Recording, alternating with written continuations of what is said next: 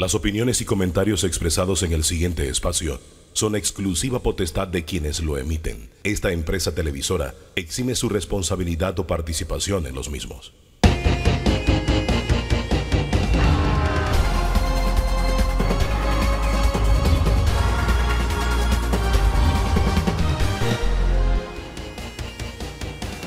¿Qué tal? ¿Qué tal? Muy, pero muy buen día. Bienvenido, bienvenida a este encuentro que tenemos domingo a domingo con la opinión, con las diferentes corrientes de pensamiento, con el análisis. Y estos son los temas que les proponemos.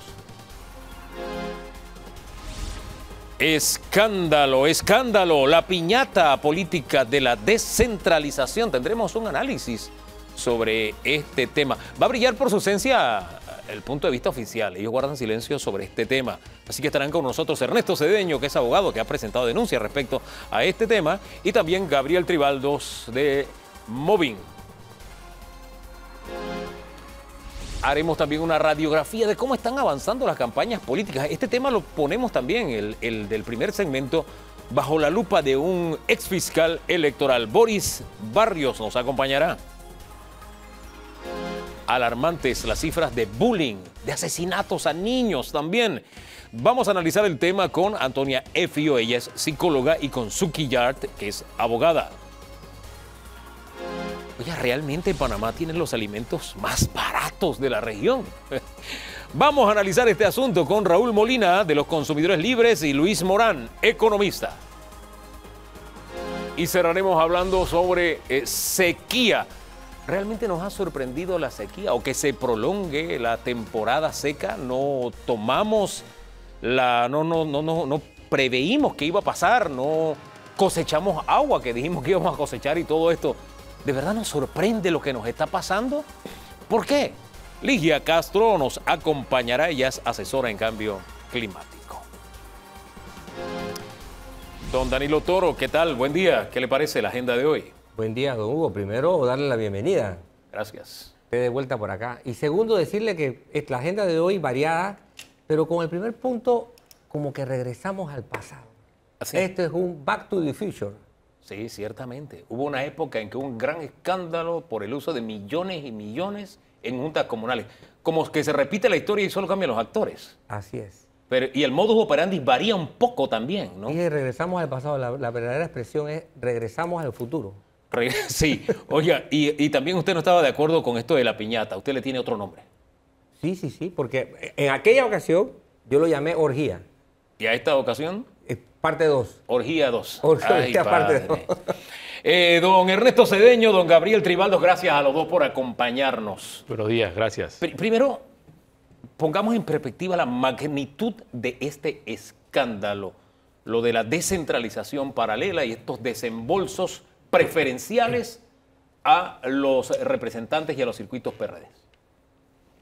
Tome la palabra. Yo sé que son unos caballeros, van a ponerse a discutir quién habla primero.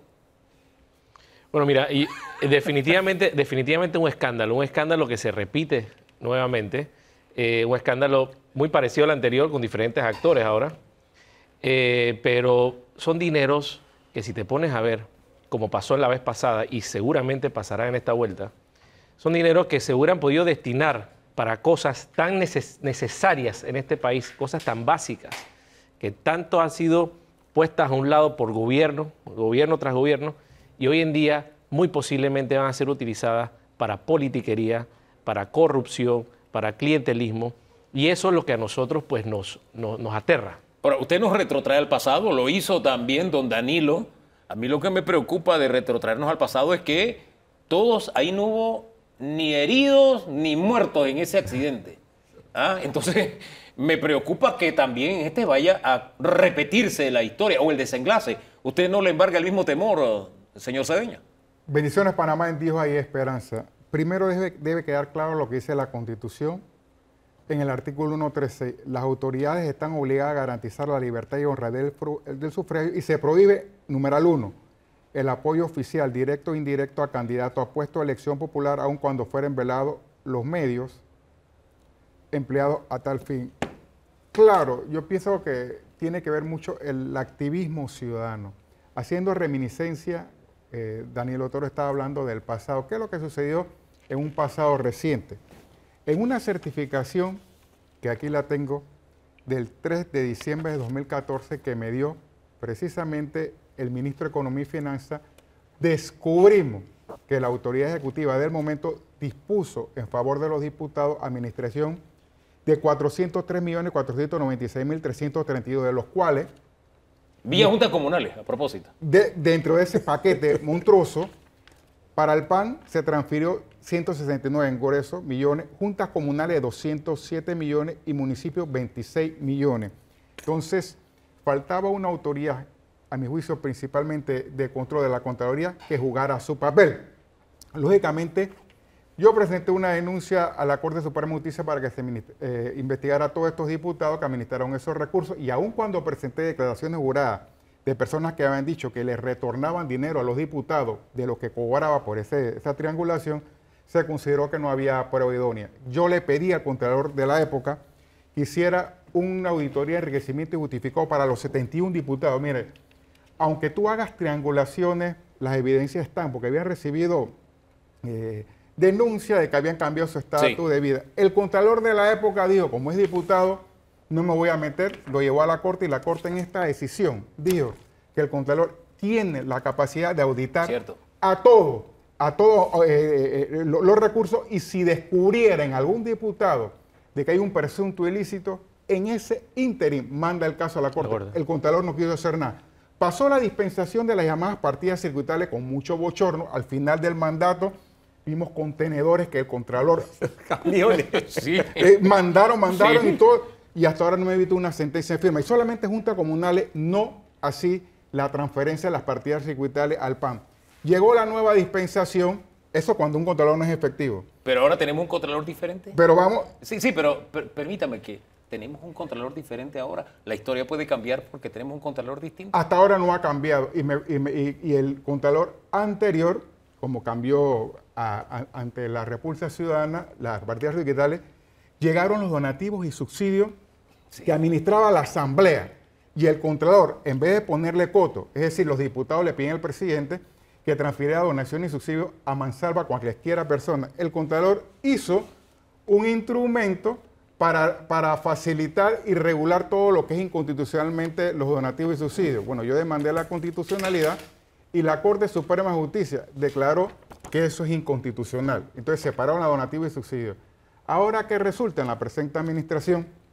Utilizando un programa muy bueno, lo que es la descentralización filosóficamente aceptable para que todo no sea concentrado, que todo lo que son los gobiernos locales, la descentralización se sustenta de varios ítems, de impuestos de inmueble, también de $110.000, y además todo lo que piden por los subsidios y todo lo que le piden al Poder Ejecutivo que floree económicamente. Pero si no hay un control adecuado del señor Contralor, vemos lo que ha publicado la Contraloría, el Diario de la Prensa, de que aparentemente se está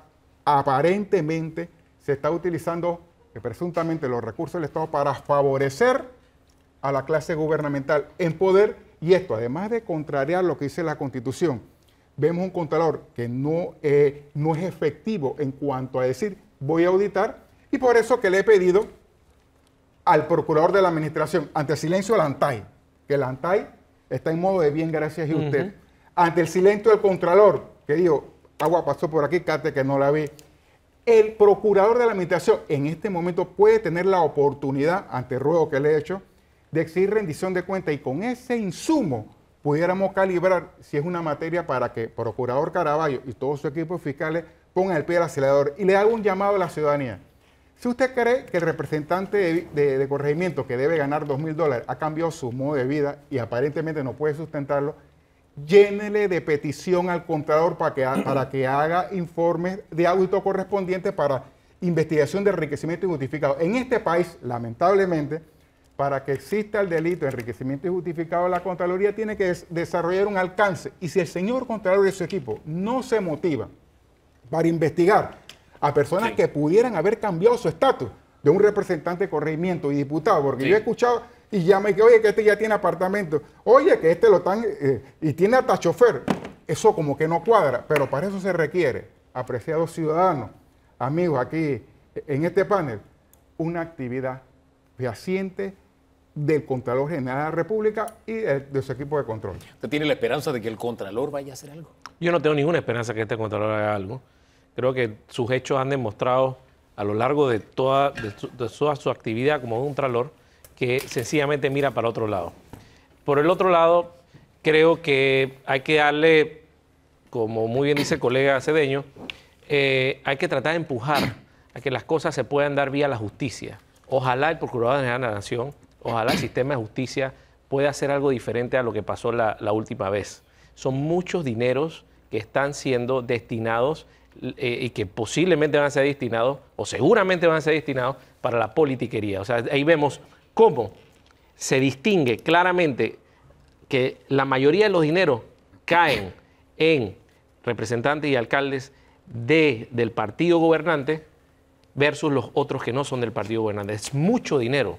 Oiga, yo quisiera hacer un ejercicio y que me ayuden en eso, porque yo creo que no se puede demonizar la descentralización, ¿verdad? Yo no sé si coinciden conmigo en eso. Pero hay que dejar claro que, sabiendo que el programa, déjeme buscar el nombre correcto del programa, Programa de Inversión de Obras Públicas y Servicios Múltiples, el PIOPS, es del... Que van 110.000. 110.000. Ese es uno de los programas. Sí, es uno de los tres. ¿Cómo se explica que si por esta vía se puede recibir un tope de $110.000, hayan salido a la luz pública documentos que hablan de $500.000 y que no haya una versión oficial tratando de equilibrar las cargas informativamente hablando y que no esté en la agenda de comunicación del Estado decirnos a los ciudadanos qué es lo que está pasando? Ese análisis, por favor, lo quiero de parte de ustedes. El silencio oficial. Hablemos del Ejecutivo. Es que Hugo, cuando tú tienes gobiernos que saben que para todo no hay contrapeso, o sea, nada que está operando en el Estado, o casi nada, tiene un contrapeso. Entonces, ¿qué pasa? Los representantes de los gobiernos, jefecitos, jefes mayores, además, saben que van sin ningún tipo de auditoría, sin ningún tipo de presión, que la justicia mira para otro lado. Entonces, mientras en este país no tengamos contrapesos efectivos para todo lo que se haga, vamos a seguir viendo eso. O sea, la ley de descentralización ha sido cambiada ya varias veces en este quinquenio. Es una ley que originalmente era destinada para precisamente eso, descentralizar un país que estaba muy centralizado y que las comunidades del puente para allá, principalmente, y hacia el este y hacia el norte, estaban totalmente desamparadas aquí. Entonces, y se le dio muchas herramientas a las comunidades para agruparse, para agremiarse y poder proponer cosas en sus juntas comunales y sus representantes. O sea, aquí un escándalo tapa otro escándalo. Ya nadie se acuerda de las multas de ANTAI a un medio de comunicación. Salió la descentralización y ahora lo que muchos estamos hablando es que Aristides Royo le pidió la renuncia a otro miembro, que para mí ni no lo debe estar como miembro de la ACP, pero todo se ha politizado de manera cruel y ruin, pero esto es lo que tenemos junta directiva de la ACP. Es más, yo demandé a este señor González por inconstitucional, la Corte no me dio la razón. Ahora Aristides Royo, que se cree el pulcro, le pide la renuncia para que pongan otro político. Como aquí los políticos creen que un escándalo tapa a otro escándalo, dirán, esto se va a ahogar en el mar y mañana nadie va a hablar. Dale unos días. Sí, yo siento que apuestan al olvido, pero estamos en una campaña electoral y usted es nuestro analista político. Allí en el barrio dicen, eso se hincha. Es decir, nada es gratis, ningún mensaje es gratuito. Esto no pringa al que vaya a resultar como candidato del PRD, todos estos escándalos de corrupción y estos silencios, estas faltas de explicación del Ejecutivo respecto a este tipo de temas. ¿Esto lo va a heredar el abanderado PRD? El gobierno es doblemente afectado. Ajá. Y la factura la va a pagar obviamente el candidato del PRD. ¿Y por qué digo doblemente afectado? Porque da la casualidad que el gobierno ha utilizado como bandera de navegación una serie de acciones que ha denominado Plan Colmena, que es una serie de actividades en la que precisamente a escala de corregimientos y de juntas comunales, el gobierno presenta, ofrece o lleva o construye o hace una serie de acciones Porque no se trata de cualquier conjunto de corregimientos, se trata de los 300 corregimientos más pobres del país. Así es, más vulnerable, más necesitado. Exacto. Y si al final de este periodo no hay un cambio de calidad de vida allí, todo lo que el gobierno haya hecho o llevado o empujado allí, ¿cómo podrá decir que fue suficiente cuando por otra tubería se drenó esta cantidad de recursos? O sea, ese es el primer golpe que el gobierno recibe de su propio desempeño. El segundo golpe, obviamente, es el electoral, porque la reminiscencia de que este país quedó muy mal durante y post pandemia está muy fresca, está muy encima en la memoria de la gente. Y pasarla mal cuando alguien la está pasando demasiado bien es lo más desagradable que un elector puede tener en su memoria. Pero fíjese que el gobierno enarbola la bandera de cómo administró el tema pandemia como su gran logro. Mire qué contradicción. En el universo del actual gobierno, esa es su mejor carta de presentación. Pero dejemos ese tema allí.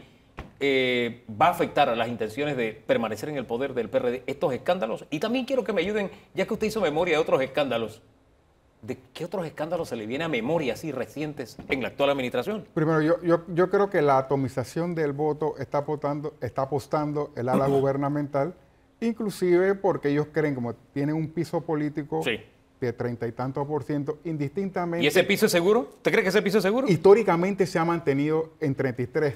Pero ahora, apostando viendo que puede haber una fuga en cuanto a voto por Martín Torrijos, si es que va oficialmente por un partido político diferente, por Zulay Rodríguez, si es que va verdaderamente como libre postulación, que son el partido, podría debilitar. Pero yo creo que algunos están apostando al clientelismo de ¿qué importa?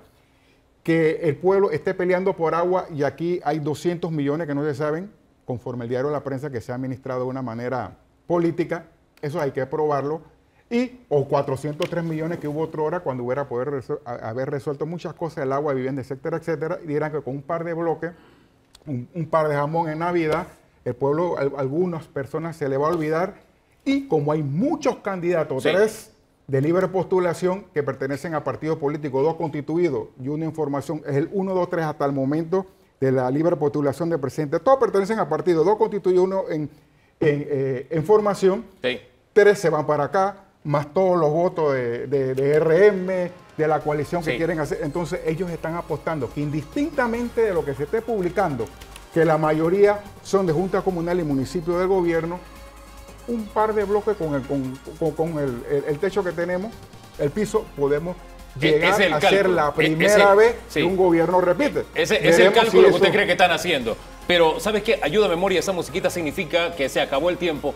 Necesito una ayuda a memoria, como usted dice que se apuesta al olvido. Rapidito, una lluvia de ideas para recordar escándalos de esta administración. Oye, en pandemia se dieron un montón de cosas. A ver.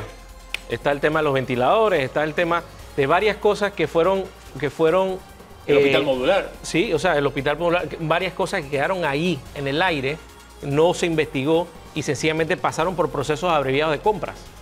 ¿Qué escándalo salió en esta memoria? Bueno, yo no te podría decir ahorita mismo lo que se me viene a memoria más que las decisiones que se ha tomado ahorita mismo. Todos los nombramientos que ha tomado la presente administración forman parte de la rendición de cuentas que está obligada a dar. Y para mí, el gobierno, lo más débil que tiene la presente administración es la falta de rendición de cuentas de sus autoridades y que mantiene incólumes a personas que no le han dado la cara al pueblo de por qué de la administración. Hombre, hay escándalos legales. Hugo. Está el de la reelección de la UNACHI, donde el gobierno tuvo un papel protagónico. Mira, Hugo, y tenemos que decirlo sin temor. Y al final nos queda la experiencia que el malgastar los dineros públicos en clientelismo al borde de las elecciones no da resultado a los gobiernos. No le ha dado nunca, ni siquiera en la época de Martinelli, que regaron tanta plata antes de las elecciones, y ni eso.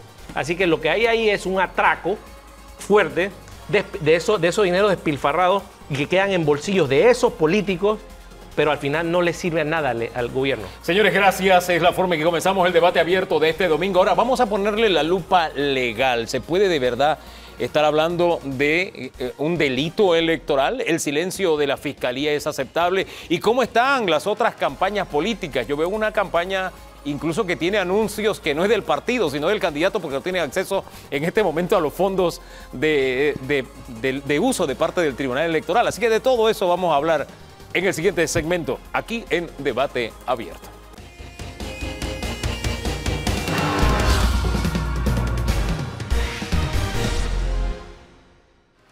Boris Barrios es ex fiscal electoral y nos acompaña. Don Boris, ¿qué tal? Buen día. Gracias, buenos días. Justo. Oiga, acabamos de hablar decía don Danilo, la orgía de fondos de la descentralización para juntas comunales del PRD.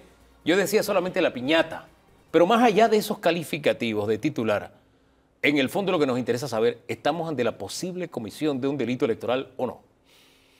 Definitivamente que sí. Alba, permíteme, Hugo, hacer docencia previa para que entendamos el por qué explota en este proceso electoral el desvío de fondos de la descentralización. Recordemos nada más que la ley de descentralización viene de la ley 37 del 2009, que fue reformada por la ley 66 del 2015 y el desarrollo por vía de decreto 10 del 2017. Pero es hasta ahora que se viene a sufrir las consecuencias del desvío y despilfarro de fondos por otro fenómeno legislativo, la reforma a la ley de la Contraloría. ¿Por qué no se había malversado fondos con anterioridad tan descaradamente, podemos decirlo, de la descentralización? Porque la Contraloría estaba haciendo su trabajo de fiscalización.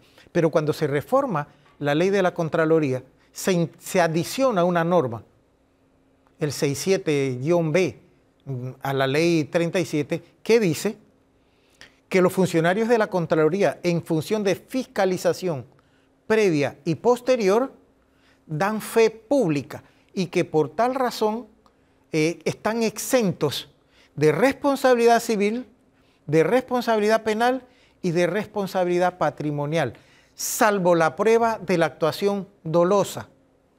Cosa que yo no entendí, porque es que el efecto es, si dan fe pública, el notario da fe pública, claro, y asume responsabilidad culposa y dolosa. Desconozco que por qué en esa condición el funcionario fiscalizador, que es más importante que el notario en materia de control fiscal del uso de los recursos del Estado, no vaya a responder. Ahora bien, si esto está cubierto por estas modificaciones legales, se está actuando conforme a ley, no hay delito. Desde ese punto de vista, la ley fue adaptada para eso. Es por eso que ahora, en este proceso electoral, surge el fenómeno del desvío de fondos. ¿Por qué? Bueno, es que los funcionarios de la Contraloría con anterioridad, que ponían celo a dónde iban los fondos, para qué se utilizaba, que tenían que justificarlo a través de informes, ahora simplemente miran para otro lado, porque yo no tengo responsabilidad, salvo que me prueben que yo estoy actuando dolosamente. Se eliminó el peculado culposo por distracción, cualquier figura delictiva que me puedan aplicar por negligencia, incumplimiento de mis funciones. No, yo no tengo nada que ver con eso. Oye, si es cierta su tesis, entonces uno entiende por qué ni siquiera los involucrados en este escándalo salen a defenderse, si al fin y al cabo el desenlace de esta historia ya está escrito. Es correcto, es precisamente aquí no va a pasar nada. Eso fue lo que ha causado la distracción de fondos de la descentralización. No hay control fiscal. Porque los que tenían la tarea de fiscalizar para dónde y en qué se iban a utilizar los fondos, ya no son responsables ni civil, ni penal, ni patrimonialmente. Don Danilo. El hecho de no ser responsable implica entonces que se va a carecer desde ahora, y quién sabe hasta cuándo, de una herramienta fundamental. El audito de Contraloría, ¿qué es lo que va a representar? ¿Qué es lo que va a decir? Porque teóricamente podríamos esperar que la Contraloría audite, pero si la persona no es responsable de lo que está firmando como audito, ¿qué tipo de documento tenemos con lo que la Contraloría vaya a presentar? Simplemente la revisión de que se aprobó el uso de fondos o la aplicación de fondos. El punto que no he determinado es si ahora todavía se va a exigir la justificación del gasto, porque es que si no hay fiscalización, yo no asumo responsabilidad de ninguna naturaleza. No hay ningún problema, yo te firmo para los efectos de que hagas uso del fondo. Ese fondo se está utilizando para compra de conciencia, para compra de clientelismo político, para compra de votos, etcétera. Ese es el dinero que en estos momentos se está utilizando para el clientelismo político. Oiga, y en medio de este rompecabezas, ¿la Fiscalía Electoral qué papel juega? ¿Hay delito electoral? Definitivamente que sí. Los delitos electorales se dividen en delitos electorales contra la libertad del sufragio, contra la honradez del sufragio, contra la eficacia del sufragio.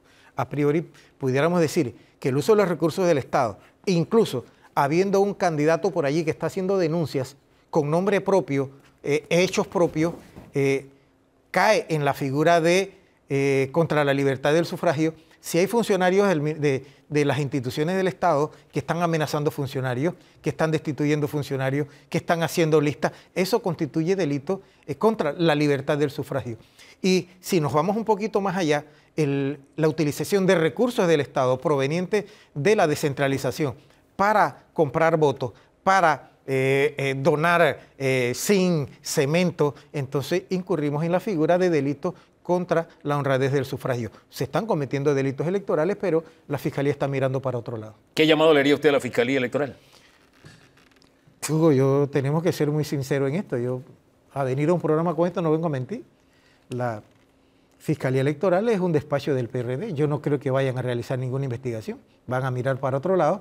Y más cuando bajo este régimen, el gobierno se reformó precisamente la ley de la Contraloría que establecía un mecanismo de control. Entonces, dice la Fiscalía Electoral, si la Contraloría no establece control fiscal porque mira para otro lado, nosotros vamos a establecer investigaciones para la gente del PRD, siendo PRD. No creo que vaya a suceder. Ahora, a mí lo que me preocupa de este panorama que usted me pinta es que no podemos tener esperanza de que se vaya a tomar alguna medida correctiva por lo que está pasando.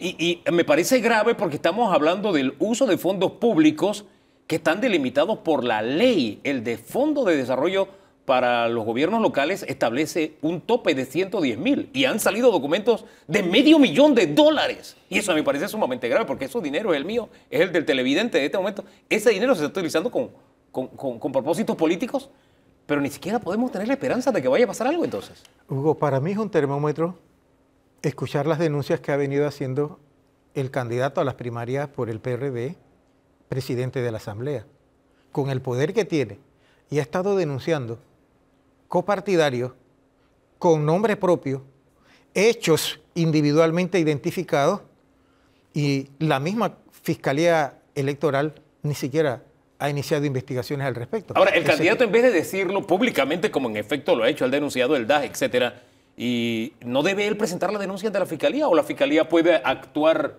de oficio? De oficio. Sí. Es que ese es el caso. La Fiscalía ha debido actuar de oficio frente a una denuncia pública. Los delitos electorales son perseguibles de oficio por la Fiscalía Electoral. Por eso te digo que para mí es un termómetro.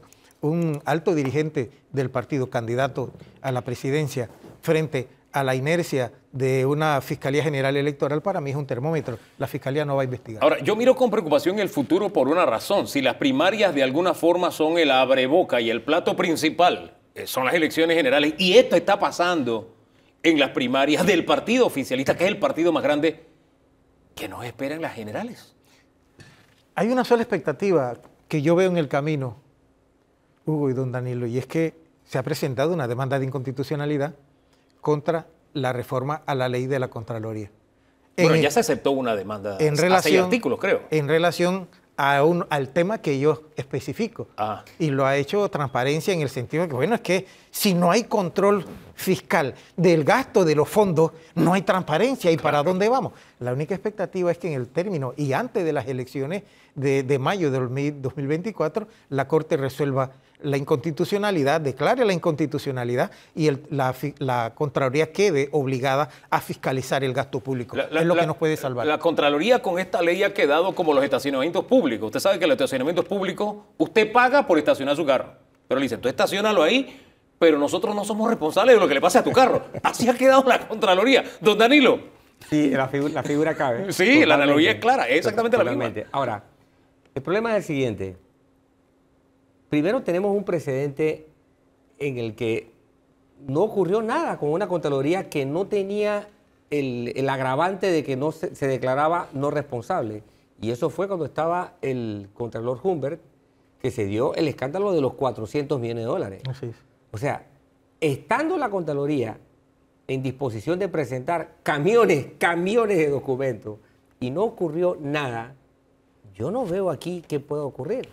Tan sencillo como que Esta es la historia, esto es política ficción, esta es la historia de un cuento Este es el Panamacondo en el que vivimos. que no tiene final creíble. Danilo, administrativamente, la ciudadanía podía tener la expectativa de que la Contraloría tiene funcionarios de fiscalización en los municipios y que esos funcionarios tenían la exigencia de verificar el gasto hacia dónde iba. Ya esos funcionarios, por lo que hemos comentado, no tienen ningún interés de estar exigiendo verificación de gastos ni nada por el estilo. Simplemente yo no tengo responsabilidad, no tengo ni siquiera que cubrirme.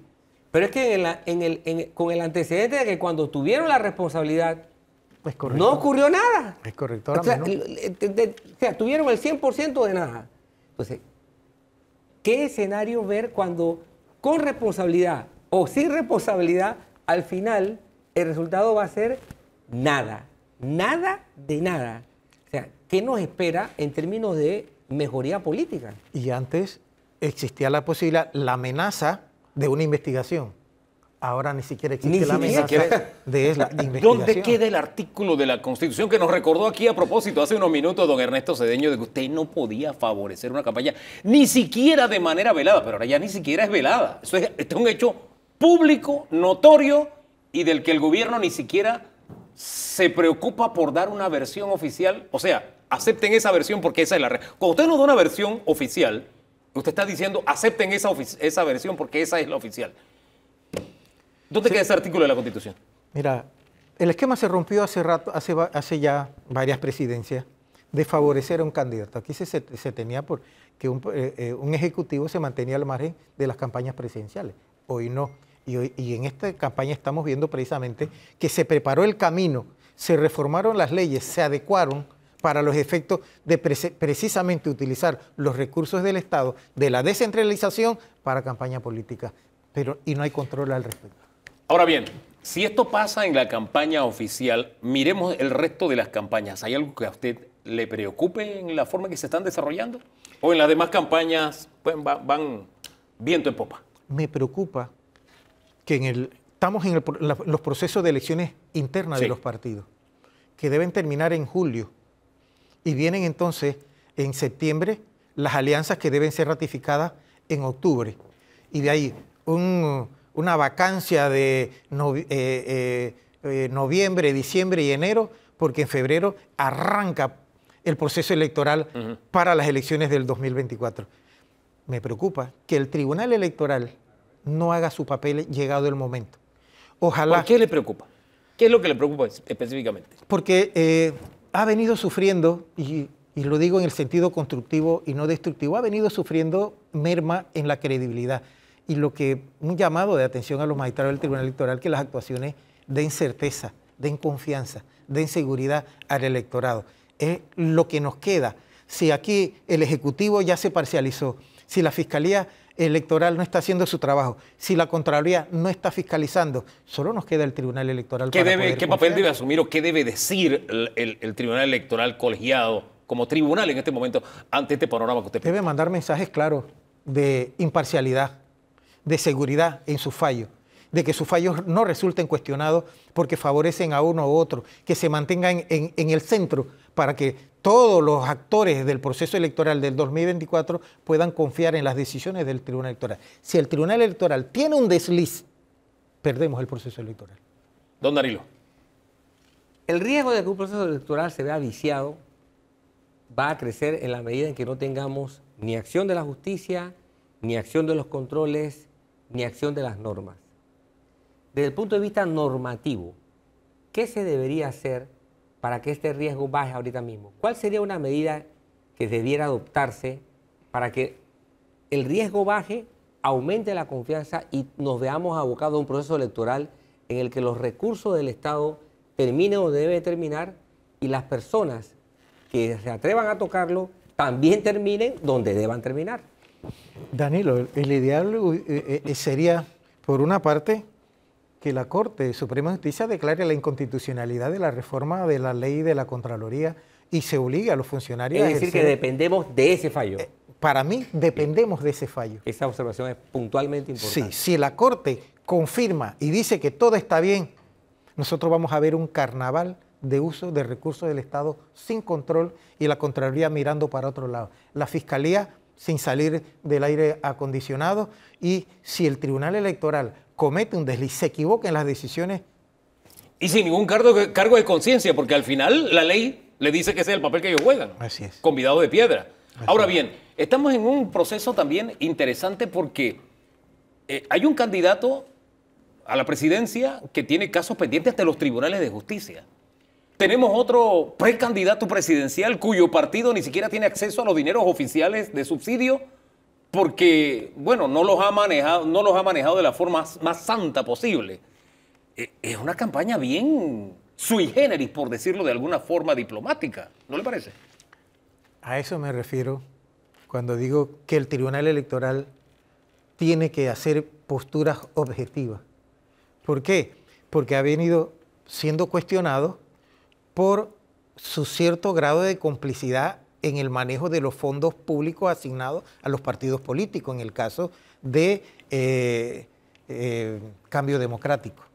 Y Cambio Democrático en estos momentos tiene suspendido el financiamiento público porque tiene una junta directiva que ya se le venció el periodo.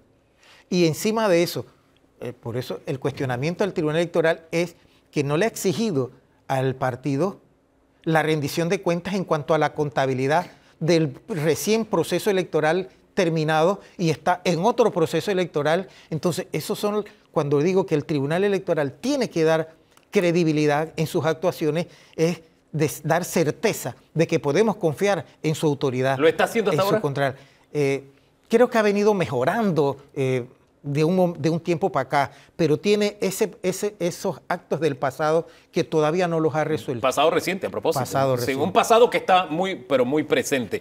Quiero su análisis también en otro aspecto, porque cuando se bregó en este país, porque aquellos que no corrían o no tenían la oportunidad de correr políticamente porque no tenían un cobijo de un partido, porque no creen en los partidos, se fue trabajando y se fue logrando poquito a poco la creación de esta figura de la libre postulación, ¿verdad?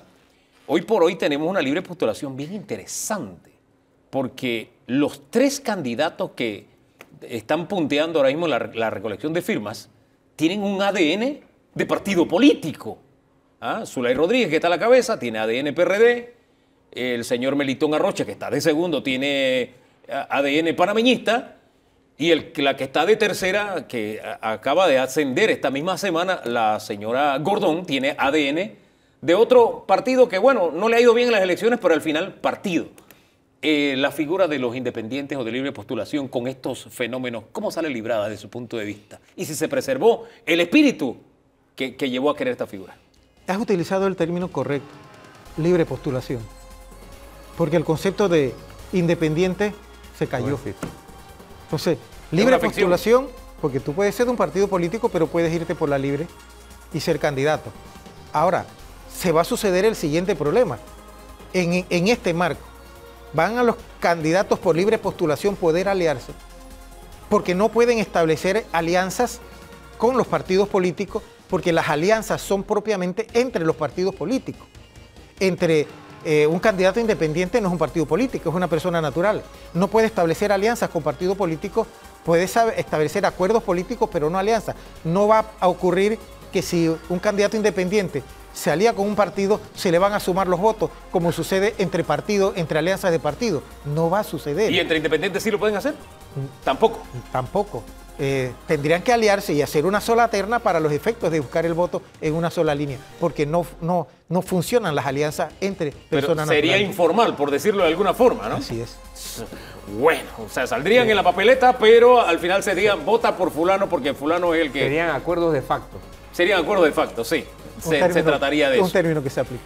Oiga, muchos temas nos deja usted para analizar en el tapete. Don Boris, gracias por habernos acompañado esta mañana.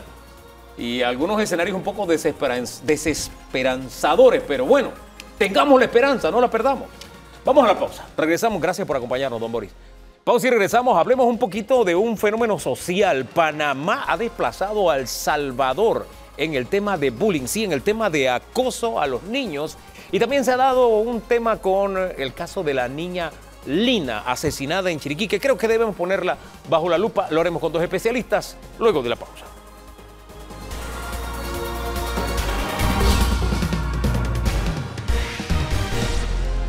el tema que vamos a abordar a continuación es reiterado en debate abierto, porque miramos con mucha preocupación el hecho de que vamos perdiendo terreno en una de las áreas que es más sensitiva para una sociedad. Y digamos que es uno de los grupos más vulnerables de la sociedad. Estamos hablando de los niños y de los jóvenes. Y que ya ocupemos el primer lugar en bullying en la región me parece que es un tema preocupante. Y que se den casos como el de Lina en Chiriquí, este asesinato que reviste algunas características que aquí hemos puesto de manifiesto para que estemos alertas como padres de familia, todavía eleva el tono de la preocupación. Yo no sé, don Danilo, usted con qué ojos observa lo que está sucediendo. Tenemos un registro histórico terriblemente gráfico, ¿no? Elocuente. Hay una secuencia, y yo llegué a llamarlo esto, el riesgo de las niñas de ir a la escuela. Asesinato de una joven en Arraiján, de otra en Chorrera, de otra aquí que desapareció cuando iba a la escuela, que todavía es el caso que conocemos mucho. Hombre, el video de las riñas, que es solamente Exacto. síntoma de un gran problema. Es decir, ¿qué está pasando? Que para que una niña, ya ni siquiera una mujer adulta, una niña pueda llegar a su escuela, tiene que jugarse la vida. Y pongo un elemento adicional sobre el tapete. Cuando una ONG que hace análisis regionales dice, recibimos de 10 a 12 denuncias de bullying diarias, y las autoridades te dicen, no, hombre, no, son 300. Como quien dice, no tenemos mucho por qué preocuparnos. Eso me preocupa todavía más. Pero en fin, ese es el mar de fondo que hay de un tema que, insisto, hemos presentado en muchas ocasiones, pero tenemos que reiterarlo porque estamos hablando de seres humanos que son presente y futuro de la sociedad y que están entre los más vulnerables. ¿Estamos haciendo lo correcto o qué nos queda por hacer? Y poner en la justa dimensión el problema que tenemos. Nuestras invitadas, entonces, esta mañana para hablar de este tema son Antonia Effio, ella es psicóloga clínica, y Suki Yard, abogada. Ella ha estado en varias ocasiones con nosotros analizando el mismo tema. Buenos días, bienvenida a las dos. Muchas gracias. ¿No le parece que estamos como lloviendo sobre mojado y se sigue empeorando la salud del paciente? No sé. Buenos días, gracias siempre por la oportunidad de estar aquí. La verdad que yo coincido totalmente y yo creo que la principal componente que tenemos en este sentido es que como país verdaderamente aún no hemos reconocido la magnitud de la problemática que tenemos en materia de protección a la niñez y el impacto que crea hacia nuestros menores el tema de los femicidios en adolescentes, en niñas que han disminuido evidentemente la edad y evidentemente también el alto número de casos en materia de delitos sexuales en contra de menores de edad. Yo creo que nuestro principal problema es que como Estado no hemos reconocido la realidad que tenemos. ¿Con qué ojo lo mira usted? Sí, aquí hay una realidad que realmente impacta y en ese sentido resulta grato que nos llame la atención, que nos haga tanto ruido, que hagamos este tipo de conversatorios porque es el primer paso, el paso 1. Sin embargo, no estamos yendo solamente a los síntomas que se pueden, digamos, ver en un primer momento. Estos crímenes atroces que lo podemos identificar. Sin embargo, nos toca irnos más allá, irnos como 3, 4 eslabones más atrás de la cadena. ¿Dónde estamos? ¿Por qué este tipo de reacciones se ven en un adulto? ¿Por qué el adulto reacciona de una manera tan agresiva? ¿Sí? Esta falta de gestiones sanas de las emociones. Y ahí es donde digo yo que nos queda en evidencia la falta de salud mental que tenemos. Disculpe que la interrumpa en ese punto. ¿Hogares violentos nos están dando niños violentos? ¿Eso es lo que me está diciendo? Por supuesto que sí. Aquí hablamos del ejemplo que puede dar un adulto en casa. Sabemos que la parte emocional se va desarrollando en la primera infancia, donde el adulto responsable va a gestionar ese camino. Funciona a nivel de guía, un modelo. Si hablamos de un aprendizaje por observación, ¿qué lo van a dar esos adultos cercanos? Los padres, los cuidadores. Si tenemos un adulto que está bajo presión constante, donde vive en su trabajo, ya hablamos de un síndrome del quemado, un burnout, está saturado, hay problemas económicos y demás, si ese adulto no tiene las herramientas necesarias para gestionar sus propias emociones, es lo que va a ver el niño. Y el niño lo lleva al escenario escolar también. Fíjese que esto me hace nuevamente pensar en cómo hemos desbancado El Salvador. El Salvador, de alguna forma, de ser uno de los países más violentos, no de la región, del mundo, ya tiene ciertos logros como sociedad, ¿no? Hay cosas con las que no podemos estar de acuerdo, que ha hecho el presidente, etcétera, pero ese es un hecho, ese es un logro. El oleaje ha causado que el bullying haya bajado, que la violencia entre los jóvenes también haya bajado. tenemos nosotros que enfrentar esa violencia generalizada ante la que de pronto a veces siento que estamos como en negación, porque cada vez que le hablamos de seguridad, de violencia, las autoridades dicen, no, pero si nosotros estamos haciendo bien, miren las cifras, y nos presentan unas cifras que tienen que ver con cosas que no le estamos preguntando. Siento que estamos un poco en negación por parte de nuestras autoridades, y segundo, ¿cómo cumplimos esa asignatura? Porque Salvador nos está mostrando que es posible. Suki. Gracias. Sí, en efecto yo coincido de que nosotros, coincido con lo que dice la doctora, tenemos hogares violentos. La prueba de eso está en los altos índices de casos de violencia doméstica que existen en nuestro país. Soy del criterio que esos son patrones de conducta que se aprenden. Lo cierto es que para poder tratar de resolver la problemática que tenemos, sí, evidentemente tenemos que irnos a una situación integral para resolver, pero la realidad es que mientras se busca esa situación o esa solución, tenemos que proteger a la niñez. Y yo soy muy enfática y yo coincido con usted. En El Salvador se han hecho algunas cosas, tal vez unas que son extremas, pero tenemos que tomar acciones importantes aquí, ahora. Yo me pregunto, ¿qué más niveles de violencia puede enfrentar el país en materia de niñez?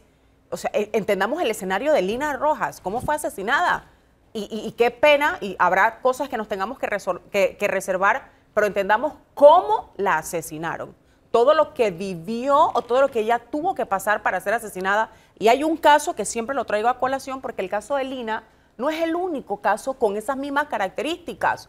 Hubo una niña en Chorrera que fue asesinada brutalmente a martillazos por su agresor. Se demostró que hubo un intento de violación y la golpeó tan fuerte que el cabello de la niña quedó en el martillo. Entonces, ¿cuántos casos más como ellas tiene que existir para que entendamos si estamos en un escenario totalmente violento? Don Danilo. A ese me referí cuando mencioné los Sí, antecedentes. es correcto. En Chorrera, hubo otro en Arraiján, hubo otro en Colón. Es correcto. Es decir, hay una secuencia y uno dice, pero es que ir a estudiar es jugarse la vida, o estar en un barrio en el que las niñas se tengan que movilizar es estar a riesgo de muerte. Ahora, ese es un problema yo pondría de luces de emergencia. Sin embargo, el del acoso, el del bullying, es otra cosa que también tiene ribetes de generalización. ¿Y a qué me refiero? A que existe el acoso, el bullying de estudiantes contra estudiantes, como actividad sistemática, porque el bullying es algo que se da y se da y se da. De estudiantes contra estudiantes, de profesores con estudiantes, de estudiantes contra profesores. Conozco docentes que tienen miedo de dictar clases en algunos lugares. De padres de familia contra docentes, porque van a los centros escolares a agredir a los docentes. Es decir, esto es una pelea de todos contra todos. ¿A dónde hemos llegado como sociedad en el que uno pareciera ser que nadie se salva? Nadie está fuera del círculo de contaminación total. ¿Cómo calibra usted este grado de problema que tenemos cuando hay tantos elementos involucrados en esta tensión social? Sí, nos toca considerar que el trabajo nos toca hacerlo como sociedad, en equipo, y es un trabajo que toma varios caminos a la vez. Tal como mencionaba Suki, no podemos irnos por una sola estrategia, vamos a avanzar por aquí nada más, nos toca ampliarlo y hacerlo a la misma vez. Parte de esto que usted menciona, esa falta de herramientas para el docente también, que se queda como manos atadas, qué tanto puede hacer, pero no saben cómo gestionarlo y tienen adicional un sistema que no responde o no le da soporte, ¿sí? Que quedan igual, digamos, sin herramientas para ello. Los padres de familia, vuelvo y caigo en la gestión de sus propias emociones, cómo guío a mi hijo, cuánto debo proteger y sobreprotejo o sobrereacciono. Entonces, esa parte de darles estrategias al mismo colegio de cómo manejar la relación entre estudiante y docente, que debe ser una relación sana. Sabemos que los chicos pasan mínimo un tercio de su día ahí, al menos, por decirlo poco, sin quitar el tema de transporte y demás, y ellos están, digamos, envueltos en esa dinámica como un elemento principal. Entonces, ahí voy con esto de darle varios caminos a la vez, trabajarlo tanto a nivel de docentes, padres de familia y el estudiante, y verlo como sociedad. Nos toca trabajarlo juntos. Ahora, sí, nos toca trabajarlo juntos, pero la imagen que se me venía a memoria, ¿ustedes han visto lucha libre? Pues sí. La WrestleMania, cuando entran todos al ring, empieza a golpearse, es una locura. Cuando usted describía nuestra sociedad, yo me imaginaba eso, que estábamos más o menos así. Todos contra todos. Entonces, si estamos en una sociedad así, ¿a quién le toca asumir el liderazgo para que esto cambie? Porque sí, tenemos que hacerlo todos, pero Es que todos estamos metidos en el chicheme. ¿Qué hacemos? ¿Quién asume el liderazgo? ¿Quién tiene la tarea? ¿A quién le toca? Sí, yo pensaría en un liderazgo compartido. Realmente acá nosotros igual como, digamos, personal de salud sabemos la importancia que hay y yo quisiera resaltar que hay trabajo que se está haciendo. Hay fundaciones que incluso no están trabajando solas, sino que se han unido para ir trabajando prevención. Eso por la parte de salud. Sabemos que nuestro sistema a plano de educación no está respondiendo. Nuestro sistema de salud tanto física como mental, no está respondiendo. Y nos vamos a un tema político también que no podemos obviar. ¿Sí? Hombre, vemos la violencia política, por ejemplo. Pero en fin, disculpe. Sí. ¿Qué hacemos, Suki? ¿A quién le toca asumir el liderazgo? Ok, yo estoy de acuerdo con lo que plantea la licenciada. Sin embargo, yo sí creo también que si bien es cierto la responsabilidad es compartida, sociedad, el Estado no se puede, la gubernabilidad no se puede desconectar. Claro. Nosotros tenemos que implementar la ejecución de políticas públicas. Siempre diré lo mismo, nosotros como país tenemos leyes para todo. ¿Quién le da la ejecución? ¿Quién le da el seguimiento? Y voy a poner un caso puntual que he mencionado antes. Los agresores sexuales que son condenados, ¿tiene el sistema penitenciario un programa donde ellos vayan a cumplir su tiempo de condena y puedan ser evaluados a través de salud mental, tratado un programa? Verdaderamente nosotros como país tenemos un sistema de resocialización. Qué pena, perdón, pero no. Nosotros como país tenemos un sistema de programa verdaderamente fortalecidos, escuelas para padres, donde podamos orientar a los padres. Esa es la parte que le corresponde al Estado y con mucha tristeza lo tengo que decir porque es el rol de las organizaciones de la sociedad civil, como la fundación que yo lidero, como las otras fundaciones, colaborar con el Estado. Pero ¿dónde está el Estado ejecutando, accionando la gobernabilidad? ¿Qué están haciendo verdaderamente? ¿Hay una estrategia, hay una política real, concreta que seguir? Bueno, ¿Hay una dirección? ¿Sabe por qué no existe? Porque el problema se invisibiliza. Usted lo acaba de mencionar. Un organismo internacional le hace un señalamiento a la República de Panamá duro y puro de que ocupamos el primer lugar en materia de bullying. Y sale una persona que tiene que tomar decisiones y dice, no, eso no es nada. Nos vamos atrás, las chicas desaparecidas, y sale una persona que tiene que tomar decisión y dice, es que están con los novios. Nos encontramos en el escenario con una niña que está desaparecida hasta el sol de hoy, de la cual no se sabe absolutamente nada, y se reservan la carpeta y no pasa nada. Tenemos el caso de Lina, que hasta ahora en primera instancia se había dicho no fue abusada, pero ahora sabemos que sí fue abusada.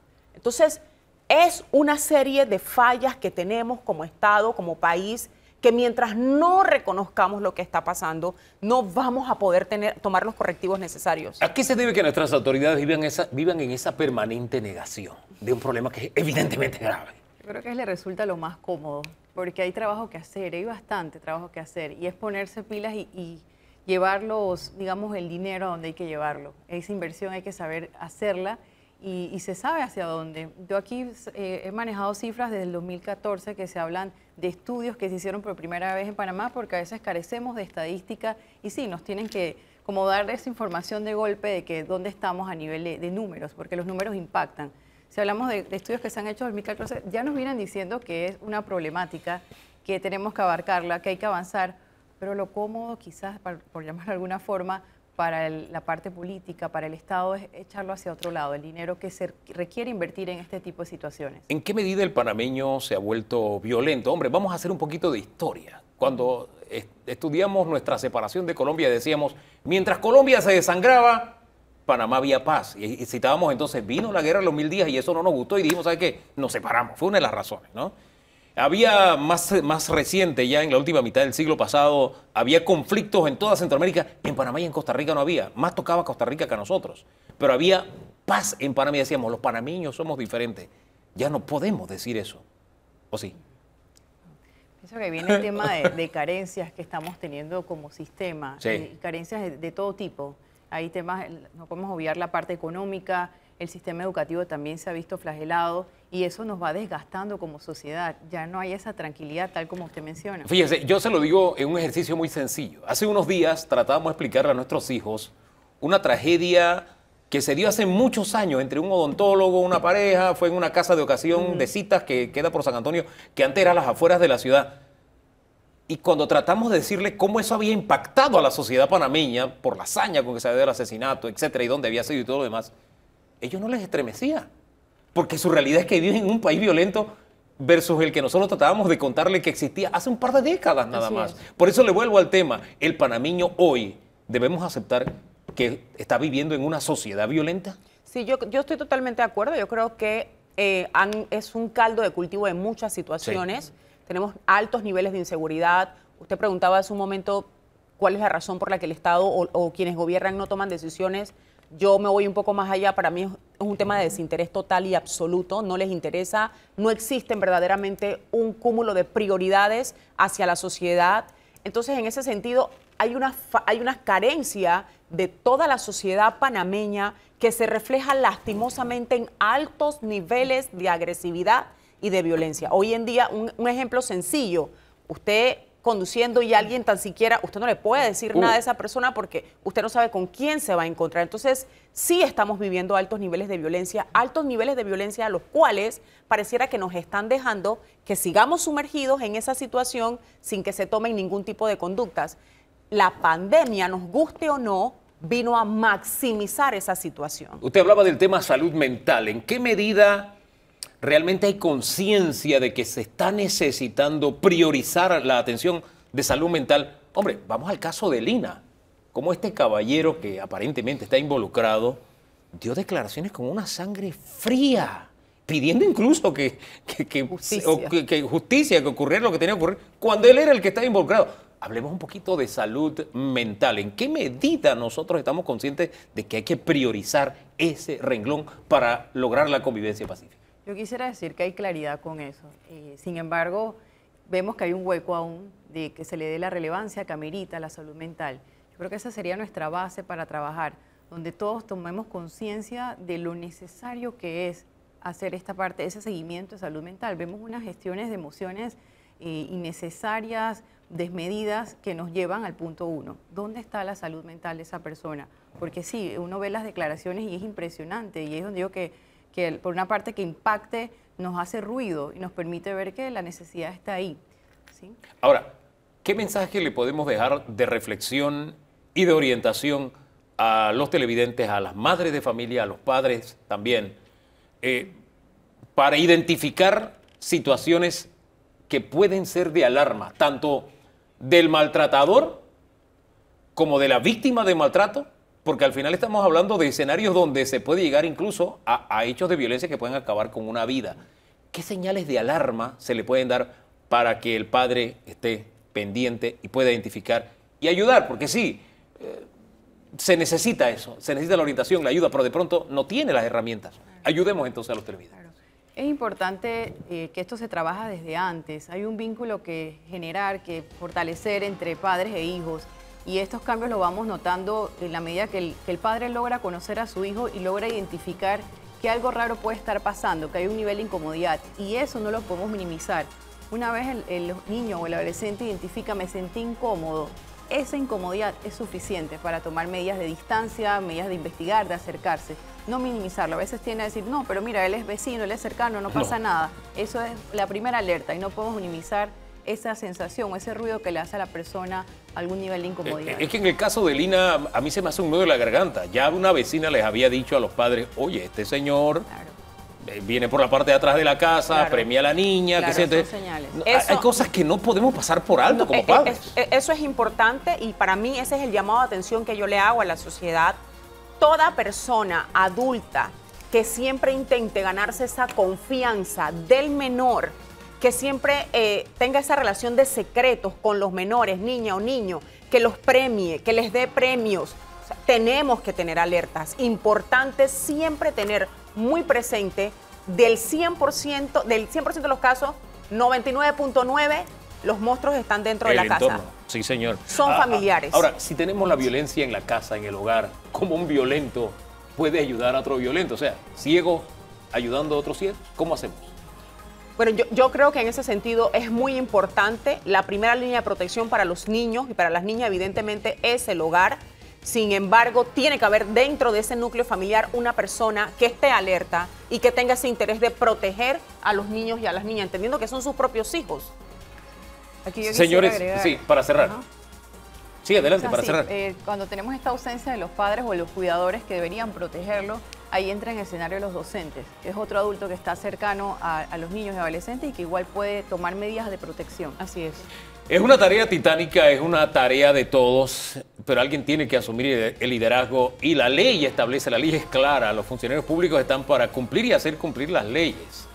Y tiene alguien que asumir la dirección y tenemos que salir de esa negación. Si la sociedad lo está, las autoridades no pueden seguir minimizando un problema que no es que nos está tocando la puerta, ya está dentro de la casa. Las cifras, los hechos nos lo están diciendo y de una forma cruel. Y los principales afectados son esos niños por los que todos tenemos que estar pendientes y no estamos cumpliendo nuestro papel como sociedad. Gracias a las dos por habernos acompañado. Gracias. Nosotros vamos a insistir en este tema porque yo no sé, yo sigo con el nudo en la garganta cada vez que hablo de este tema. Yo quiero que no lo normalicemos y siento que en alguna medida se está normalizando y eso me preocupa, don Danilo. Sé que estamos pasados, pero quiero un balance suyo. Tenemos un déficit en herramientas jurídicas actualizadas.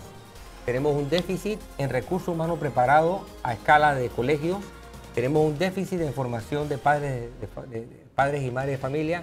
Es decir, hay una deficiencia social de mucha profundidad y de mucha extensión. Y tenemos un déficit en liderazgo y hay que decirlo. Pausa. Regresamos en segundos porque, oye, usted sabe que en Panamá aquí comemos los alimentos más baratos de la región. Vamos a analizar ese tema luego de la pausa.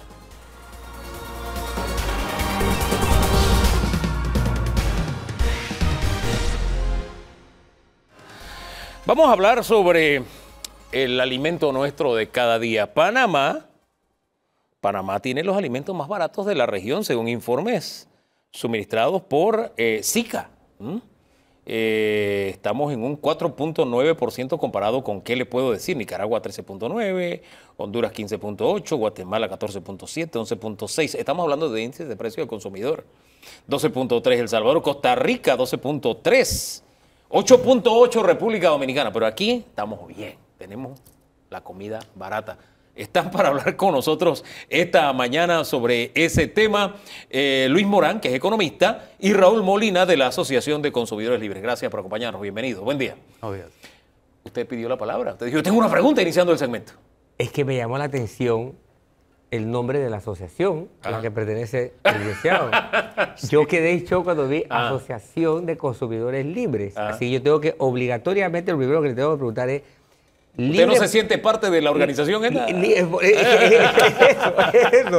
¿Es libre porque no estamos oprimidos o es libre porque participan de la libre competencia o por las dos cosas? Por las dos cosas, pero ya. básicamente el objetivo nuestro no es, a diferencia de otras asociaciones de consumidores, el enfrentamiento consumidor con agente económico, que yo creo que ese tema, ese renglón está bien cubierto por otras asociaciones de consumidores. El enfoque nuestro es que hay decisiones de Estado que afectan al consumidor y que nadie las cuestiona. Por ejemplo. Por ejemplo, cuando se suben aranceles de productos de primera necesidad, de alimentos, para proteger a un sector en detrimento de 4,5 millones de consumidores. Por ejemplo. Un sector que tenemos que hacerlo más competitivo y no lo hemos logrado hacer. O sea, la protección tiene un sentido y una razón de ser mientras tú creces. El punto es cuando no logras crecer. A ver, pero yo me enfocaría más que en establecer barreras arancelarias para una protección que no logra mejoramiento, en buscar alianzas internacionales de grupos que se dedican a la producción agropecuaria con la más alta tecnología, que aporten capital, conocimiento y hagan una especie de asociación o joint venture con los productores locales y tengamos mayor productividad, más competitividad y mejores precios. Hombre. Así salen ellos beneficiados, exportando más, ganando más dinero y los consumidores salimos ganando también con mejores precios y mayor calidad. Algo de la tesis que le trataba de vender hace unos días a don Luis es que nuestros campesinos vean el mundo como el mercado y no se concentren con el mercado es Panamá o yo produzco para que el gobierno me compre para que se venda en Panamá, sino tener una visión mucho más global. El tema es, ¿nuestros productores han tenido el apoyo para dar ese paso como sí lo han tenido en otras sociedades? Es muy importante, Hugo, y una de las principales preocupaciones del panameño definitivamente es el precio de los alimentos. Sí.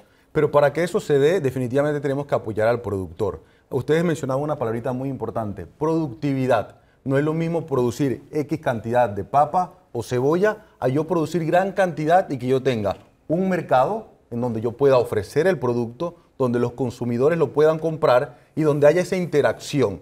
¿Qué vemos en el caso de Panamá? Mencionabas el caso de la inflación. Panamá tiene una inflación baja que anda alrededor del 2%, pero el nivel de precios de los alimentos no baja del 5%, y no solamente los alimentos, porque ahí entra lo que más consumen los panameños: papa, cebolla, carne de res, carne de pollo, entre otros rubros, que incluso somos deficitarios en la producción de esos rubros o alimentos que más consumimos. Entonces, nosotros necesitamos fortalecer los mercados, y ante el incremento de precios de los alimentos, necesitamos que exista mayor cantidad de productores. Si los datos reflejan que la mayoría o el promedio de nuestros productores superan los 65 años de edad. Es decir, no hay un relevo generacional de producción de jóvenes que se queden en la provincia, que apuesten por el sector agropecuario. Y acá es muy importante el rol del gobierno, más allá de comprar la producción, es poder mandar las señales correctas para aumentar productividad, número de productores y presencia en los mercados. Para hacerlo competitivo, porque al final no es, espérate, vamos a eliminar el sector primario porque, no, espérate, aguanta, tiene que haber un proceso.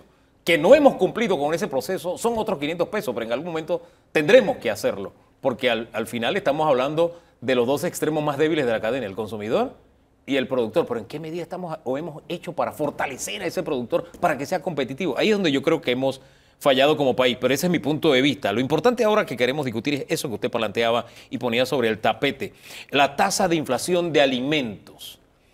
Cuando uno presenta esta cifra, el que está viendo el programa en este momento dice, pero si cada día que yo voy a comprar me sale más caro, ¿cómo que Panamá es el más barato? ¿Cómo le explicamos esta cifra al comprador, al consumidor panameño? Difícil porque los salarios no han aumentado, y no han aumentado producto de que no ha habido un aumento de productividad en la economía local. Todo lo contrario, como consecuencia de las medidas adoptadas por el gobierno en razón del COVID, lo que se hizo fue cerrar empresas y el nivel de productividad cayó. Entonces, no puede haber aumento de salarios sin aumento de productividad. Eso es básico. Y por otra parte, mal de mucho consuelo de tonto. Ciertamente con el salario de un panameño promedio, él ve que cada quincena, cada vez que va al súper, ese salario cada vez se va encogiendo más, aunque los números sean los mismos. Pero cada día las cosas cuestan más. Entonces, sí, ciertamente, por razones muy puntuales, nosotros vemos que en Panamá el índice de aumento de precios al consumidor y la inflación, que son dos cosas distintas, sí, no necesariamente es lo mismo, son menores que comparados con países del área, como por ejemplo el vecino Costa Rica o en otros países. Sin embargo, si nos comparamos con economías más avanzadas, Estados Unidos, la Unión Europea, nosotros vemos que el índice de precios de los alimentos no es tan alto como en Panamá. Entonces, caramba, ¿qué es lo que está ocurriendo? Y nuevamente me refiero a lo que ya había mencionado antes. Mientras veamos el sector agropecuario, el sector primario, como un sector que hay que proteger y no como un sector que hay que incentivar y hacerlo más productivo, vamos a seguir enfrentando el mismo problema. Y yo quiero citar ejemplos de un país como Holanda, que es un país incluso más pequeño que Panamá y el segundo exportador mundial de alimentos. Porque toda la producción de alimentos, y además en un clima muy frío, en gran época del año donde es imposible producir, pero ellos se han tecnificado de tal manera que la producción la hacen a nivel de invernadero, con unos niveles de productividad asombrosos. Y si lo comparamos con Panamá, nosotros tenemos una producción agropecuaria que es propia del siglo XIX. Entonces no hemos avanzado. El gobierno ha hecho poco para buscar alianzas estratégicas que incentiven las inversiones tecnológicas de capital que hay que hacer en el sector agropecuario, y mientras no hagamos eso vamos a seguir igual. Ahora, mal de muchos consuelos de tontos, porque al final estas cifras las suministra el mismo gobierno como diciendo, hey, estamos haciendo las cosas bien, tú estás comiendo comida barata, pero la realidad es que no alcanza. Cada día la quincena te alcanza para menos, como planteaba don Raúl. ¿Cómo redondeamos esto para que lo que trata de vendernos al panameño se traduzca en una realidad para el panameño realmente en el día a día, de que puede tener acceso a comida más barata. ¿Cómo lo hacemos? Me gustaría citar un ejemplo, Hugo. Una persona promedio en Panamá, según datos del Instituto Nacional de Estadística y Censo, y dice que los panameños entre 75% y un poco más gana de $800 hacia abajo.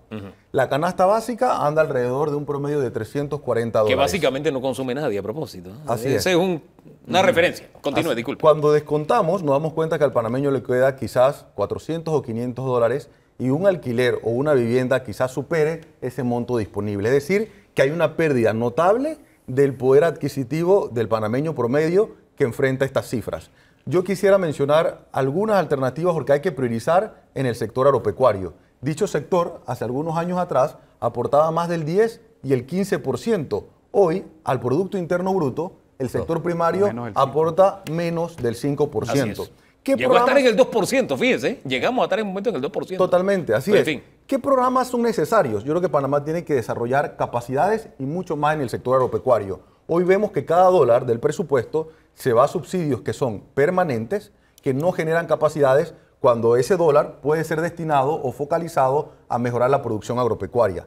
Nosotros tenemos mucha oportunidad de tierra, capital humano, maquinaria, tecnología y emprendimiento, que son factores de producción que se deben aprovechar para que el productor produzca más, para que sea más productivos, pero para que tenga mercado. A nivel económico vemos que hay pequeños productores produciendo de manera aislada y que no tienen acceso a los mercados. Y yo quisiera citar el caso de las cooperativas, porque hay una ciudad en Italia, que es la ciudad de Trento, que reflejó que las cooperativas no solamente ayudan a navegar o naufragar ante la pandemia o ante las crisis económicas, porque aumenta la productividad, nos apoyamos entre todos cuando estamos en una cooperativa, incluso para la compra de insumos ante precios internacionales altos. Yo creo que volver al caso de las cooperativas, al desarrollo de las cooperativas y que éstas funcionen logrando un encadenamiento o venta de sus productos, es un buen momento a nivel económico. Fíjese que ahora que usted lo plantea de esta forma y cita el caso de Trento, me tengo que recordar que hace unos días yo estuve de vacaciones y estuve visitando países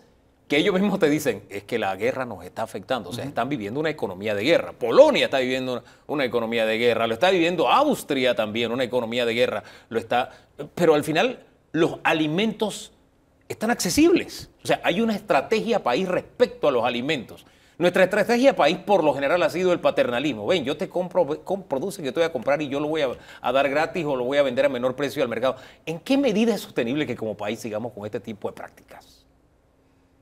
El paternalismo no es bueno. El paternalismo, las políticas paternalistas o los estados paternalistas pasaron de moda. Posterior a la pandemia, ¿qué está funcionando? Un estado emprendedor, en donde se generan las capacidades, yo puedo invertir, más allá del funcionamiento de la planilla del Estado, yo tengo que invertir en los sectores productivos, en lo que llamamos las empresas o los tejidos productivos. Pero nada parece estar funcionando. Hace una década, cuando uno ve lo que costaba el pan y lo que costaba la leche, por mucho que comparativamente estemos por debajo, el precio se disparó en Panamá. Pero cuando digo se disparó, es que se disparó. Sí. Basta nada más ir al supermercado o a cualquier tienda a comprar lo que sea de pan. Y el pan facilito, en cuestión de un quinquenio, se duplicó. Sin entrar en el tema de calidad de pan, a propósito. Exacto. Que eso es otro... Así es. La leche igual. Para poner dos alimentos básicos.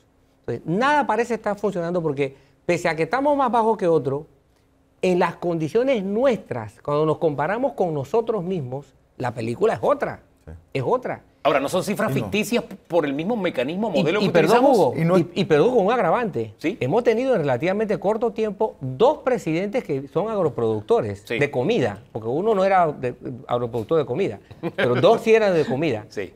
Y no hay forma. Uno dijo que en la cadena de frío no hay resultado significativo de la cadena de frío, a menos que usted me corrija.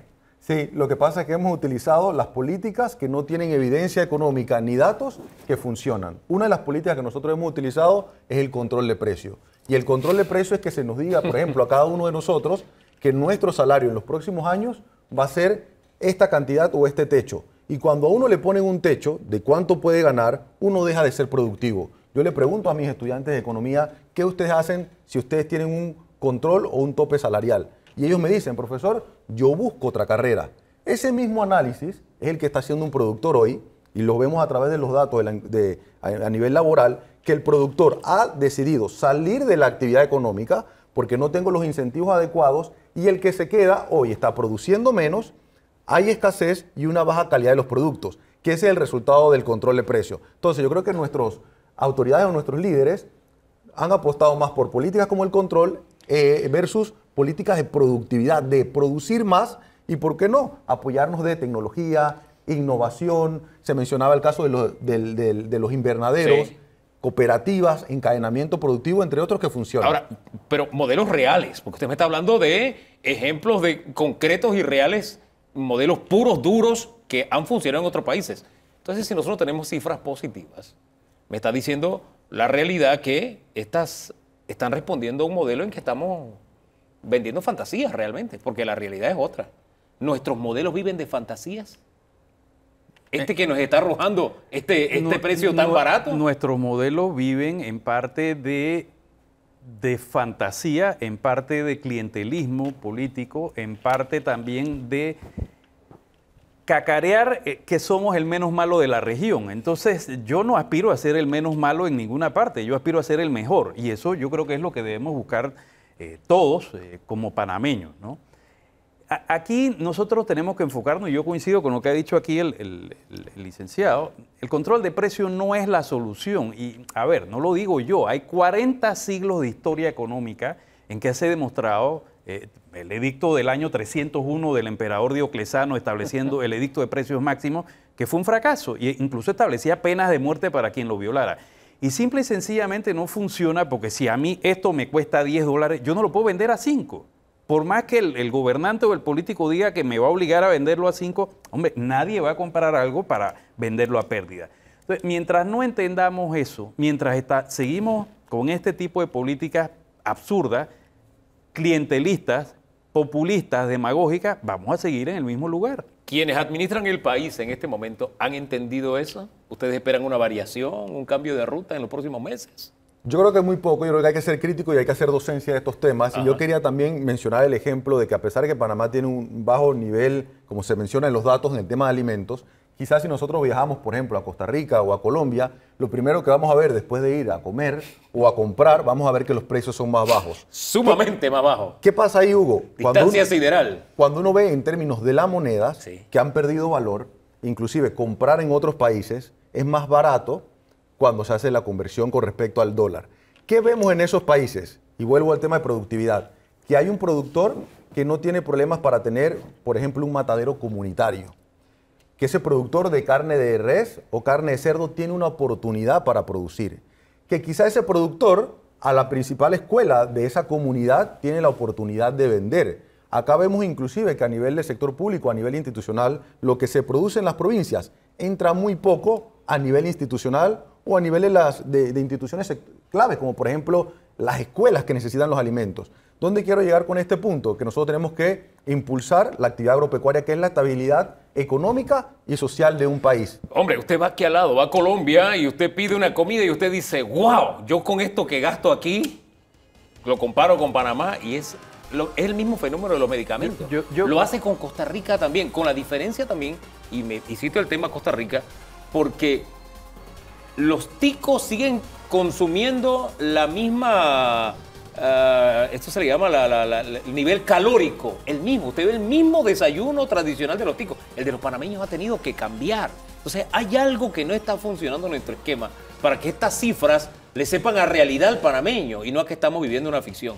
Es la reflexión que yo dejo al final. Le doy 30 segundos para una reflexión suya y 30 para una reflexión suya. Mira, solo quiero mencionar un ejemplo. El TLC con Estados Unidos que se firmó en la administración Martín Torrijos establecía que Panamá podía exportar carne a Estados Unidos. Al día de hoy no lo hacemos porque el gobierno nacional, las distintas administraciones no han tenido la capacidad de establecer un sistema razonable de trazado de la carne. Entonces, mientras no hagamos ese tipo de cosas que son responsabilidad del gobierno, estamos donde estamos. Tenemos que cumplir la tarea. Dos instrumentos para poder bajar los precios. Uno, que haya mayor productores, pero dos, otro instrumento muy importante es que la gente cuente con trabajo. El panameño ha enfrentado una baja de poder adquisitivo producto de la caída del empleo formal. Si todavía seguimos generando informalidad, el panameño le va a seguir costando acceder a esa canasta básica. El empleo formal tiene que ser indispensable. Hombre, y que el gran empleador deje de ser el Estado. Ese también es muy importante, porque en el empleo formal, el gran empleador es el Estado. Tiene que ser el sector privado. Y el gobierno, el gran facilitador. Gracias a los dos por acompañarnos y orientarnos en este tema. Nosotros vamos a la pausa y hablemos un poquito de esta estación seca prolongada o sequía. Hablemos un poco de cambio climático. ¿Realmente nos sorprende o como país estamos haciendo lo que tenemos que hacer? ¿Ah? ¿Se acuerda de cosecha de agua, de todo eso que se prometió y que no, hasta ahora no lo veo? Tal vez usted sí conozca algo de eso. No sé. Vamos a hablar con un especialista en segundos para cerrar el día de hoy.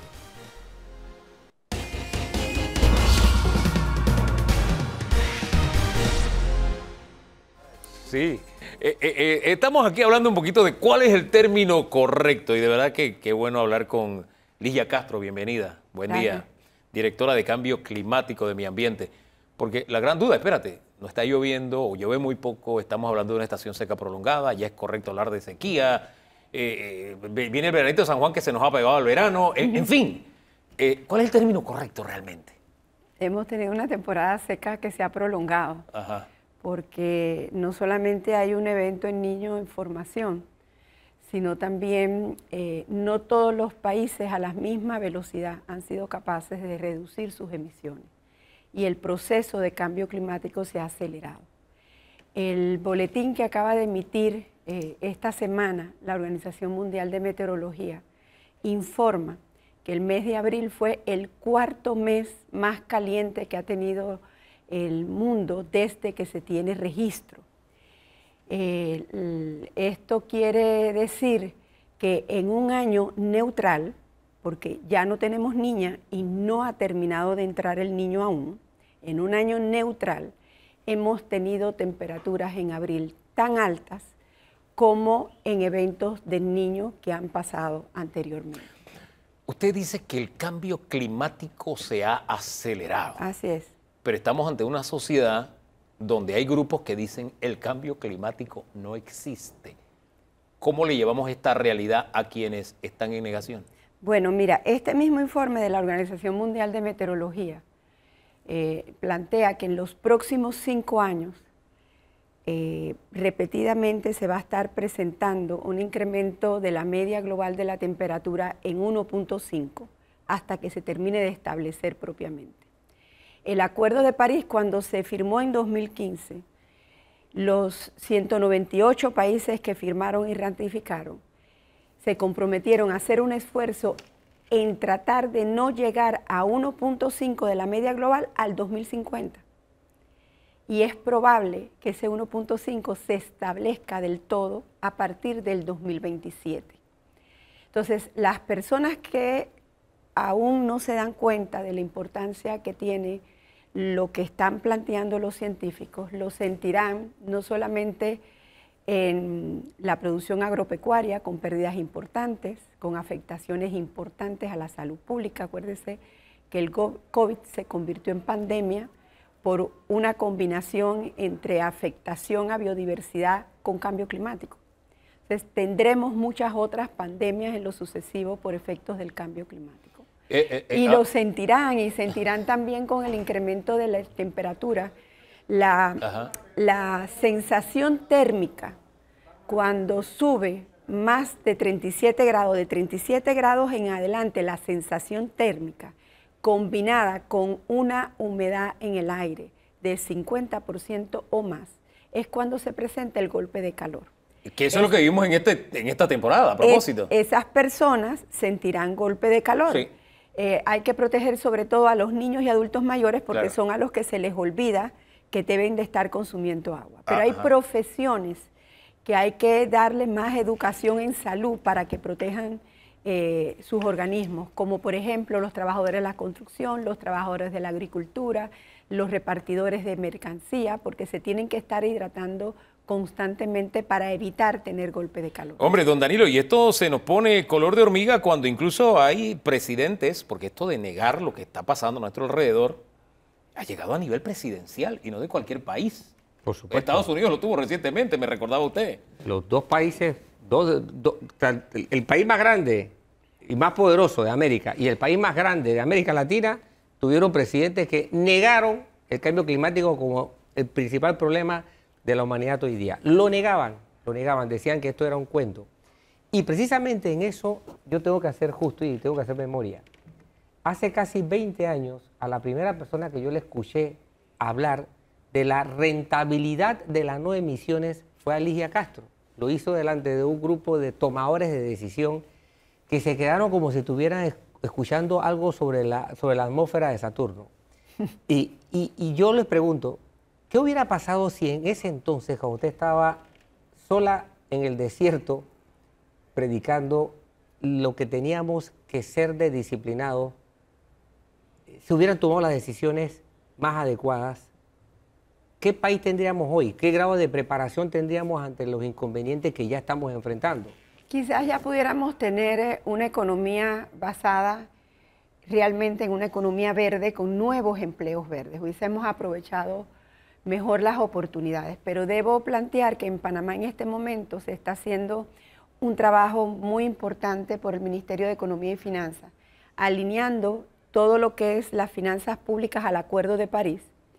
Ellos ya están incluyendo transversalmente cambio climático en lo que hacen, tienen un comité de cambio climático y en todo lo que es el proceso de inversión pública ya incorporaron un manual de etiquetadores de cambio climático.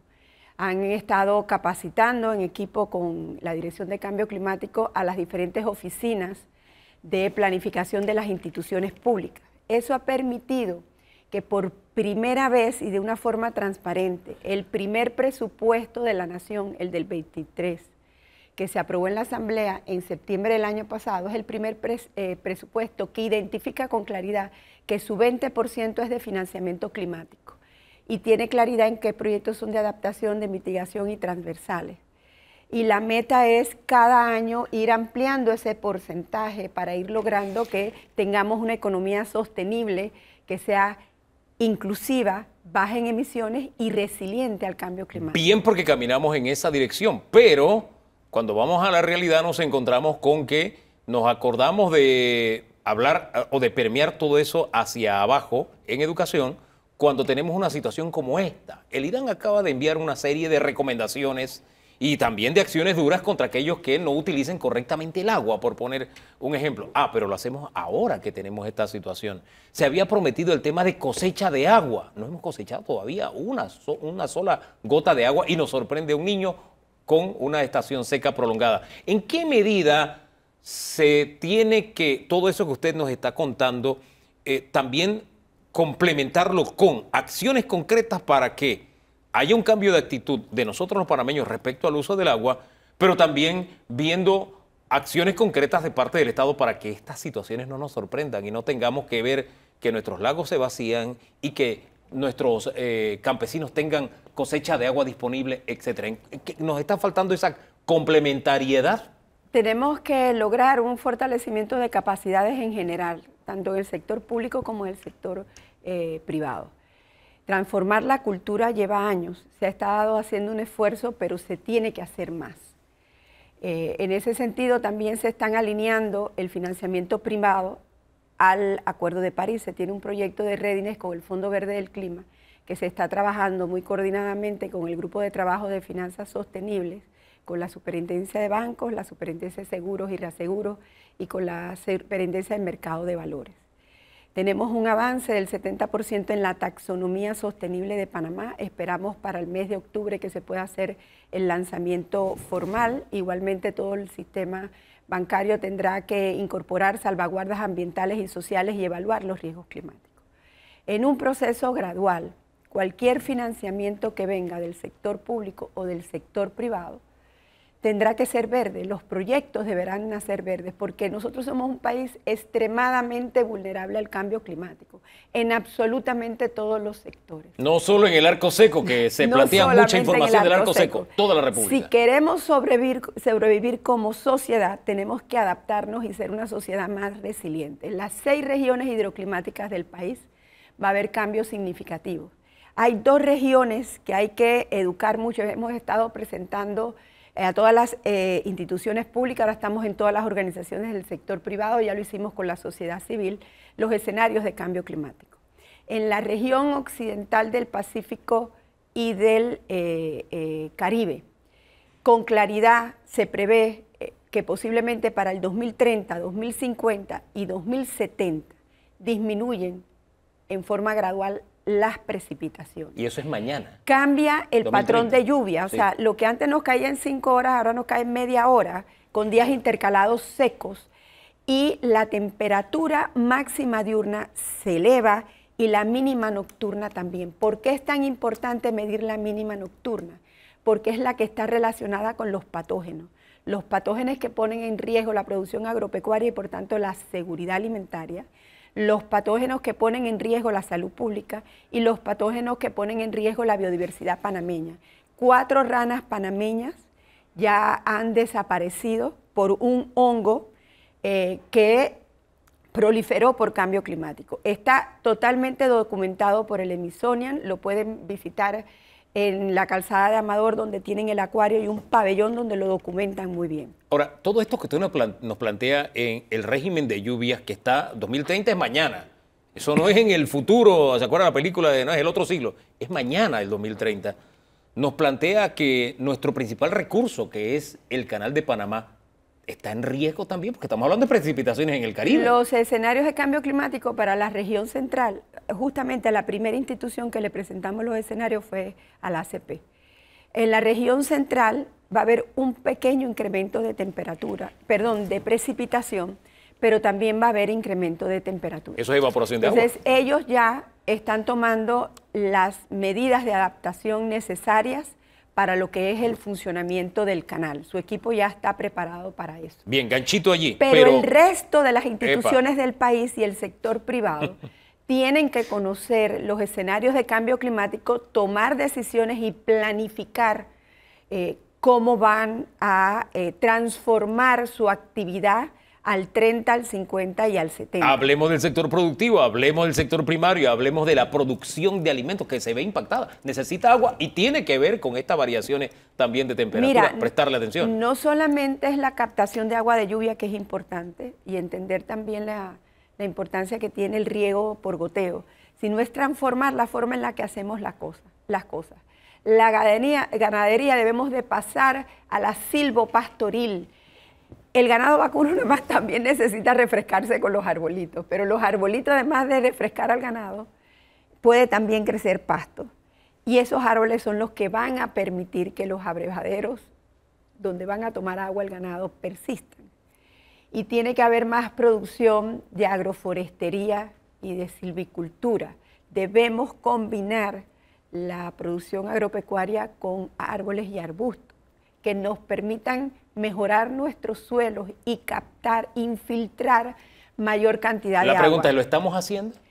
En algunas fincas ya se empiezan a hacer. Estamos haciendo un esfuerzo muy grande con el MIDA por capacitar a los productores para que entiendan la importancia de transformar su actividad. Lo otro preocupante es que generalmente se piensa que cuando la mínima nocturna se incrementa, incrementan patógenos como la roya de café y otros, algunos agricultores piensan inmediatamente, bueno, hacemos más uso de agroquímicos y pesticidas, pero ponemos en riesgo la salud humana. Una de las causas de enfermedad y muerte por cáncer de boca, esófago, estómago y de colon es el abuso de los agroquímicos y pesticidas. Debemos producir más a nivel de distrito, de municipalidades, abonos e insecticidas orgánicos. Eso permite mover la economía, baja los costos del uso de esa producción nacional en el sector agropecuario, porque ahorita los agroquímicos y pesticidas en el mercado internacional están sumamente caros por la guerra de Ucrania. Entonces también generaríamos más empleo. Don Danilo. Eso es algo que yo quería tocarle. Usted se adelantó y lo tocó. Como con el ejemplo del café, entiendo que con el arroz pasa lo mismo.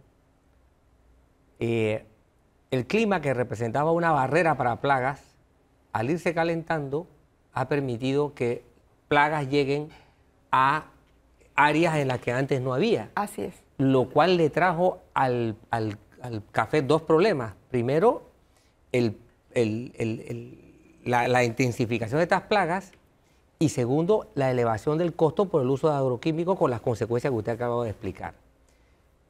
Con arroz pasa lo mismo. Ese arroz bonito, para que tenga ese color y todos esos aspectos, debe estar saturado de agroquímicos hasta decirlo más. y así un montón de productos que nosotros tenemos que llevarnos a la boca. ¿Cuáles son los riesgos? O mejor dicho, ¿qué está haciendo su ministerio, que ya veo que tiene, tiene el panel de controles bien encendido, con, por ejemplo, el MIDA? Ya sé que con la ACP están bien al día, pero específicamente con el MIDA y con el Instituto de Mercadeo Agropecuario, porque el riesgo está en que vamos a tener un bajón en agua potable para el consumo humano y para la producción de alimentos. Estamos participando con el MIDA en el fortalecimiento de sus capacidades y de las capacidades de los productores, para que entiendan que tiene que haber una transformación de cómo se hacen las cosas en el sector agropecuario. ¿Hay políticas públicas cruzadas? Sí, el Ministerio de Desarrollo Agropecuario ya tiene desde el principio de esta gestión una unidad de cambio climático. También lo tiene el MINSA y ahora lo tiene el Ministerio de Economía con el Comité de Cambio Climático. La ley marco de cambio climático que se entregó a principios de años en la Asamblea Legislativa, que está esperando el primer debate, que ojalá pueda iniciarse cuando se renueve la actividad de la Asamblea. ¿Desde cuándo la presentaron, perdón? Desde principios de año. Esperamos que ahora, cuando inicie propiamente la Asamblea nuevamente, entre a primer debate. Crea el sistema interinstitucional de cambio climático.